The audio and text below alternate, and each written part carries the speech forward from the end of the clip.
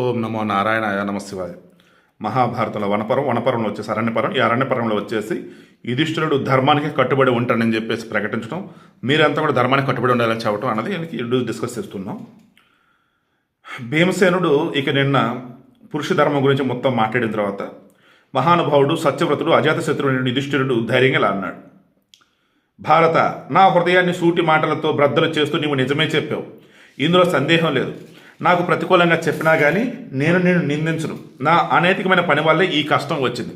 నువ్వు నన్ను ఎన్నైనా అను, కరెక్ట్గానే అన్నావు. నేను నేమీ అనను, ఎందుకంటే నేను చేసిన తప్పు వల్లే ఇదిగో ఈరోజు మనం ఈ దుస్థితిలో ఉన్నాం.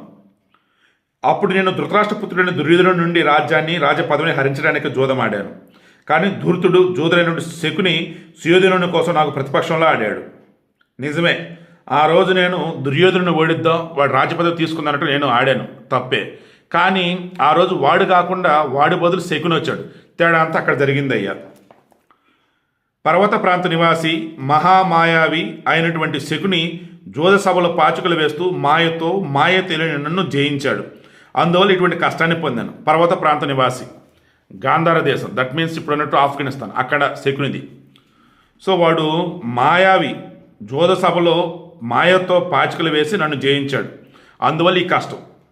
శకుని యొక్క పాచికలు అతని ఇచ్చానుసారంగా బేసి సంఖ్యలో యథాతథంగా పట్టడం చూసి నా మనసు జోదను నిలిపేయగలిగేదే. కానీ క్రోధం మానవుడి ధైర్యాన్ని నాశనం చేస్తుంది. అందుకే జోదను నిలువరించలేకపోయాను. వాడు ఆల్రెడీ మాయ చేసిన విషయం నాకు అర్థమవుతుంది. అయినా సరే నాలో ఉన్న క్రోధం నన్ను కంట్రోల్ చేయలే. పురుష ప్రయత్నం చేత మనసును నియంత్రించడం శక్యం కాదు. అభిమానం చేత, పరాక్రమం చేత మనసు బంధింపబడదు. నీ మాటలు నేను తప్పుపట్టలేను. అలా జరగవలసి ఉంది, జరిగిందని భావిస్తున్నాను.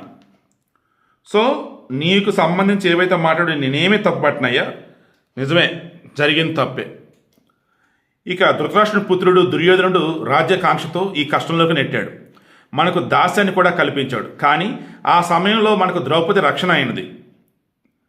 ఇక నీవు ధనుంజయుడు కూడా ఈ విషయాన్ని ఎరుగుదురు. మనం మళ్ళీ జోదానికి ఆహ్వానింపబడి వెళ్ళినప్పుడు భరత వంశీయులందరి సమక్షంలో సభలో దుర్యోధనుడు ఒకే పందెం కోసం మనతో ఇలా అన్నాడు: 12 సంవత్సరాల అరణ్యాలు అందరికీ తెలిసేటట్టుగా స్వేచ్ఛగా సంచరించి, ఆపై 1 సంవత్సరం అజ్ఞాతంగా సోదరులందరితో రహస్యంగా సంచరించాలి. భరత వంశీ గూఢచారులు ఆ సమయంలో నన్ను గుర్తుపడితే మళ్ళీ 12 సంవత్సరాలు వనవాసం చేయాలి. నీ విషయం నిశ్చయించుకుని ప్రతిజ్ఞ చేయి. ఆ అజ్ఞాత కాలమంతా మాకు తెలియకుండా మా గూఢచారులను మోహపరిచరించినట్లయితే పంచనద ప్రదేశం అంతటిది మీద నీదే అధికారం. ఈ కురుసభలో నేను ఈ ప్రతిజ్ఞను సత్య ప్రతిజ్ఞను చేస్తున్నాను. సో గూఢచారులకి ఎవరికి తెలియకుండా మనం గనక సంచరించినట్లయితే ఆ తర్వాత వచ్చేసి ఏంటి, రాజ్యం మనదే అని చెప్పాడు. కాబట్టి మేమంతా మీతో జయింపబడినట్లయితే మేము కూడా ఈ భోగాలను విడిచిపెట్టి ఈ నియమానుసారంగా వనవాసం చేస్తాం అని దుర్యోధనుడు కురు వంశీయులందరూ సమక్షంలో చెప్పాడు. అప్పుడు నేను అలాగే అన్నాను.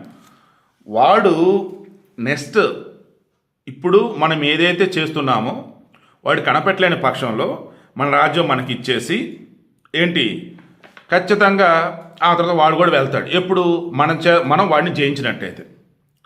అనంతరం నిందింపదగినటువంటి ఆ జోదమాటం, చివరిసరిగా అందులో మనమంతా ఓడిపోవడం, రాజ్యం విడిచి రావడం జరిగాయి.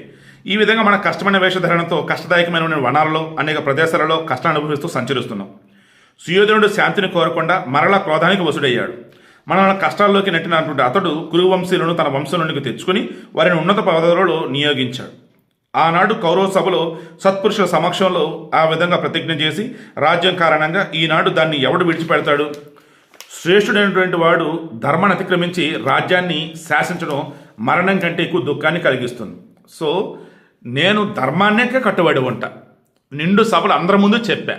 ఈరోజు మరలా వెళ్ళి రాజ్యం కోసం యుద్ధం చేయడం అన్నా, వాడిని వేరే విధంగా లాక్కోవాలని చూసినా సరే అది కరెక్ట్ కాదే అని అంటున్నాడు. మనం రేపు డిస్కస్ చేద్దాం.